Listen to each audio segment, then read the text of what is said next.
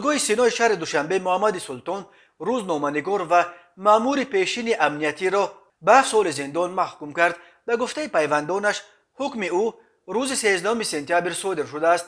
مقامات خبر را شرح ندادند. محمد سلطان مولانظرов با جرم دعوت عمومی برای عملی کردن فعالیت اکستریمیستی طریق اینترنت و تحقیر حاکمیت دولتی طریق شبکه‌های اجتماعی ایبدار دانسته میشد. پیوندان محمد سلطان مولانظرов روز 13 سپتامبر به رادیو آزادی گفتند که مرافعه نهایی روز سهشنبه صورت گرفت. این حکم در نسبت به شخصی که گناهش ثابت نشده است و سالخورده است بهرامانه می باشد. گفت یکی از پیوندانش محمد سلطان یک هفته پیش در ملاقات با برادرش عیبنامه را رد کرده خود را بیگناه شمرد. یکی از پیوندان محمد سلطان گفته بود که برادرش هفته گذشته با او در بازداشتگاه موقتی ملاقات کرده است.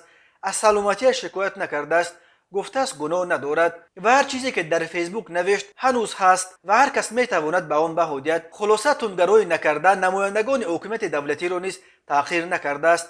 افزوده است مصاحب ما محمد سلطان 72 ساله مأمور پیشین امنیت در سالهای 70 در روزنامه کمسمول تاجیکستان کار کرده است. او سالهای آخر در صفحه‌اش در فیسبوک فعالیت مقامات تاجیکستان از جمله کمیته دولتی امنیت ملی و رهبران آن را تنقید میکرد. مقامات درباره نوشته‌های پیشین او چیزی نگفتند. روشن نیست که او را برای تنقیداش از ریاست کمیته دولتی امنیت ملی دستگیر کردند و یا نوشته‌هایش درباره حادثه‌های بدخشان و یا مسائل دیگر. او ضد عملیات نیروهای انتظامی در بدخشان بود که به اطلاع رسمی 16 ولی به اطلاع منابع غیر رسمی تا 40 کشته به جا گذاشت.